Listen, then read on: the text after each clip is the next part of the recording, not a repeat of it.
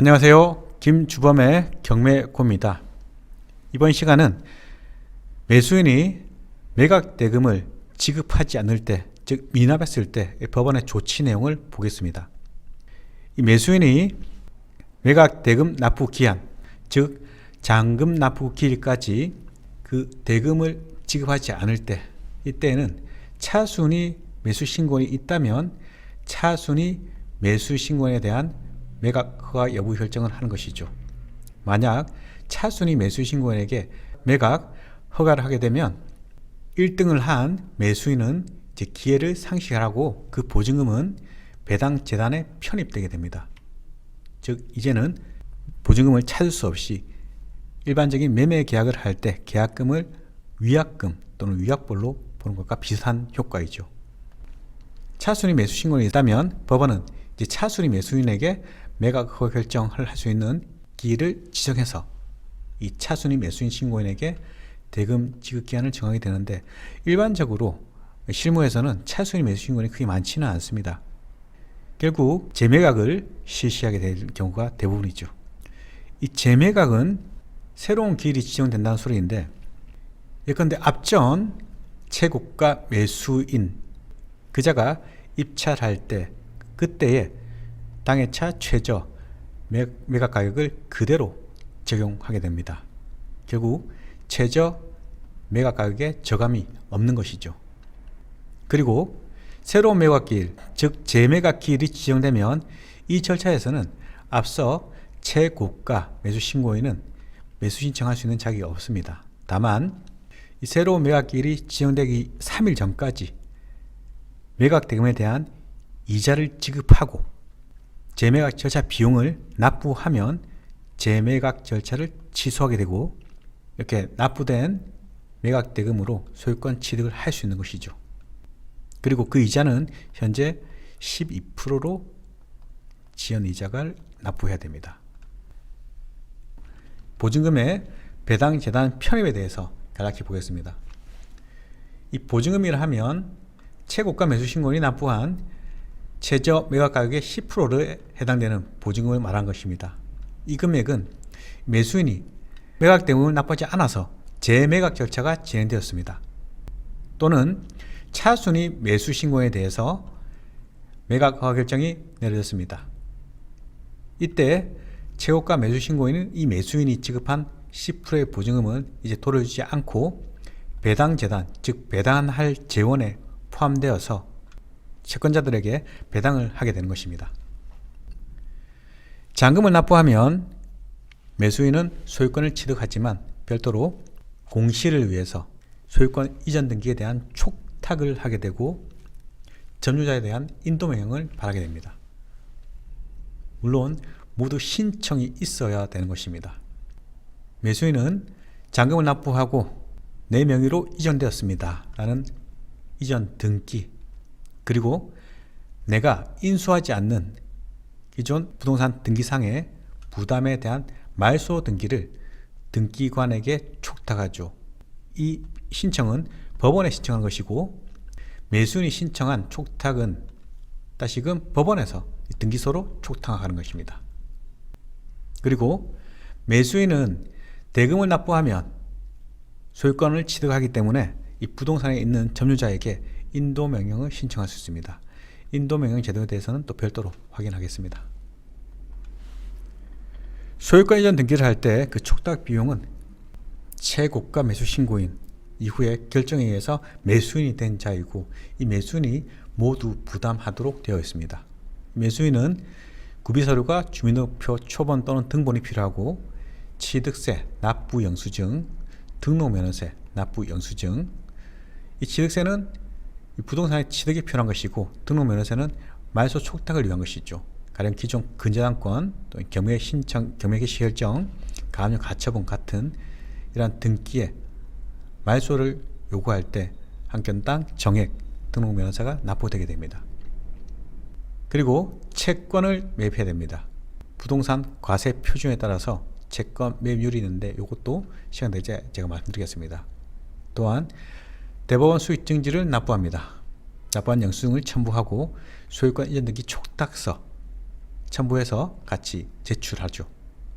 법원은 이 제출된 서류에 하자가 없으면 이 내용을 가지고 관할 등기소에 소유권 이전 등기를 촉탁하게 되는 것입니다. 등기 신청이 아닌 촉탁의 방식이고 법원을 통해서 등기소로 보내지는 것이죠. 촉탁 신청할 때 내용을 보시면 사건 번호를 기재합니다. 채권자, 채무자, 소유자, 그리고 매수인 나에 대한 표시를 기재하고 주치지가 이 사건에 대해서 이 매수인은 매각 허가 결정을 받았다. 그리고 언제 잔금을 완납했다. 라는 취지 내용과 이에 따른 소유권 이전 등기 그리고 말소 등기를 촉탁한다. 이런 내용의 취지를 넣은 신청서를 제출한 것이고 첨부 서류로는 부동산 목록 어느 부동산인지 등기사항 증명서도 필요하고 소유권 이전 같은 경우에는 항상 대장이 필요합니다. 내가 등록된 사람이다. 당사자의 표시를 위한 주민등록 등본이 필요하고 이 소유권 이전에 필요한 취득세를 납부했다 하는 취지의 영수증 그리고 말소할 등록 면허세에 대한 영수증도 제출했다. 말소할 목록이 이런 것이야 하는 거. 소유권 이전을 할 때 한 건당 15,000원의 증지가 필요합니다. 물론 부동산 한 필지당 내용입니다. 말소는 건당 정액세 3,000원씩 들어간 것이죠. 토지, 건물 각각 별도의 부동산으로 분류됩니다. 날짜와 신청하는 사람에 대한 표시가 도장을 날인하고 이렇게 법원에 대한 표시를 기재해서 제출을 하면 촉탁이 되는 것입니다. 그 외에도 매수인은 부동산 인도 명령을 신청하게 되죠. 매각 대금 전액을 납부하면 이제 소유권은 매수인 것이기 때문에 이때 나에게 이 부동산을 인도해줘 라는 신청을 할 수 있는데 부동산 경매 절차에서만 있는 특수한 제도입니다. 자세한 내용은 이후 인도 명령과 명도 소송편에서 보실 내용이고 개략적으로만 확인하면 매각 대금을 완납한 뒤 6개월 이내에 법원에 신청할 수 있습니다. 6개월이 지나면 신청할 수 있는 기간이 도과해서 더 이상 신청할 수 없습니다. 이 인도명령 제도는 소유권에 기한 방해 제거 청구권의 형태로 가는 것이고 이 인도명령 결정을 받아서 그 점유자가 임의로 인도해 주지 않으면 집행안을 통해서 강제적인 방법으로 인도할 수 있습니다. 강제 집행 절차이죠. 그 신청의 형태 또한 서면으로 신청해야 됩니다. 인도명령 신청이란 취지, 사건 번호를 기재하고 신청하는 매수인에 대한 인적사항, 피신청인, 현재 점유하고 있는 자에 대한 성명과 주소를 기재하죠. 채무자, 소유자, 그리고 대항력 없는 임차인은 당연히 인도명령 신청 대상입니다. 그 취지의 내용은 나는 이 사건의 매수인이다. 매각 대금을 완납했지만 이 채무자 또는 점유자가 불응하고 있다. 따라서 이자들에 대해서 집행관으로 하여금 점유 해제 그리고 나에게 부동산을 인도하도록 명령 발해해 주라. 이런 취지의 내용이죠. 그 날짜, 신청한 날짜와 매수인에 대한 성명 그리고 도장, 법원에 표시를 기재해서 제출을 하면 되는 것입니다.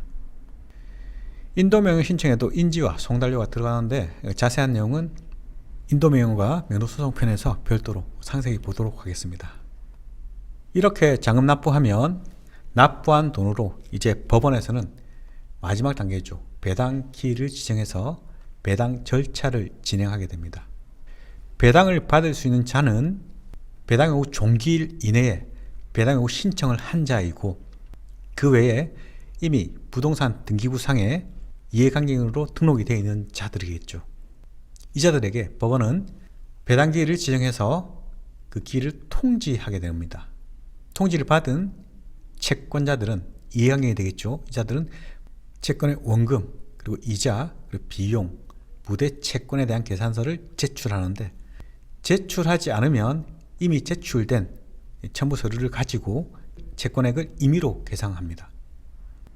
앞서 본 바와 같이 채권 계산서를 제출하지 않은 등기는 되어 있으나 즉 저당권자이지만 별도로 채권 계산서를 제출하였다 하면 법원에서 이미 계산할 수 있습니다. 다만 배당 후 종기 이후에는 그 채권액을 확장할 수 없습니다. 그래서 내가 이 사건의 채권자라면 정확한 금액을 계산해서 제출하는 게 유일하겠죠. 이 채권계산서도 이러한 신청서의 방식으로 만들어서 제출합니다. 채권계산서, 사건번호, 채권자의 표시, 채무자의 표시. 이 사건에 대해서 이미 나는 배당 요구한 채권자이고 이렇게 채권계산서를 제출한다. 원금이 얼마다? 그 이자는 언제까지냐 하면 배당 기일까지의 이자를 청구하는 것입니다. 그 기타 비용이 있다면 기타 비용도 청구해서 합계액을 기재하게 되고 그 신청한 날짜와 인적사항을 기재해서 제출하면 되는 것입니다. 제출된 채권계산서에 의해서 법원은 배당표를 작성하게 됩니다. 이 배당표는 통상 일주일에서 3일 전 미리 가배당표가 작성되어 있습니다. 이 배당표에 대한 내용을 배당 기일에 출석을 한 이해관계인 채권자가 되겠죠. 배당 요구 신청을 한 채권자, 이들에게 열람시켜주고 조사를 하게 되는 것이죠. 배당표에 이의가 있으면 배당 이의 신청을 넣어서 다투는 것이고, 배당에 대한 이의가 없다면 배당표를 확정하게 됩니다. 그리고 그 배당금을 일정한 서류를 제출받고 법원 보관금 출금 명령서를 교부하게 되고, 이 출금 명령서를 가지고 공탁계에 가면 돈을 받을 수 있도록 지시서를 내어주는 것이죠. 이 종이를 들고 은행에 가면 곧바로 돈을 반환받게 되는 겁니다. 그 순서가 보시면 확정되게 되면 배당받을 지위에 있는 채권자 배당표 등본을 우선 확인합니다. 보통 2시쯤에 배당기일이 지정되고, 이때 가면 30분 전에 배당표가 놓여 있습니다. 그걸 내 사건 번호를 확인한 다음에 배당표를 확인합니다.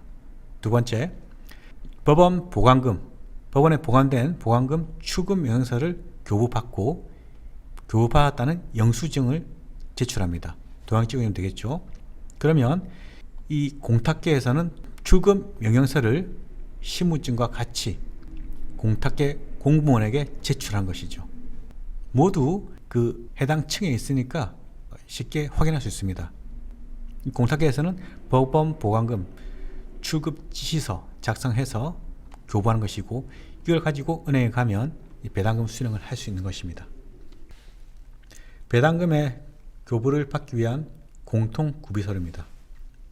해당되는 사안에 따라서 이 구비를 해야 돈을 내어주게 되는 것이죠. 따로 설명을 하지 않겠습니다.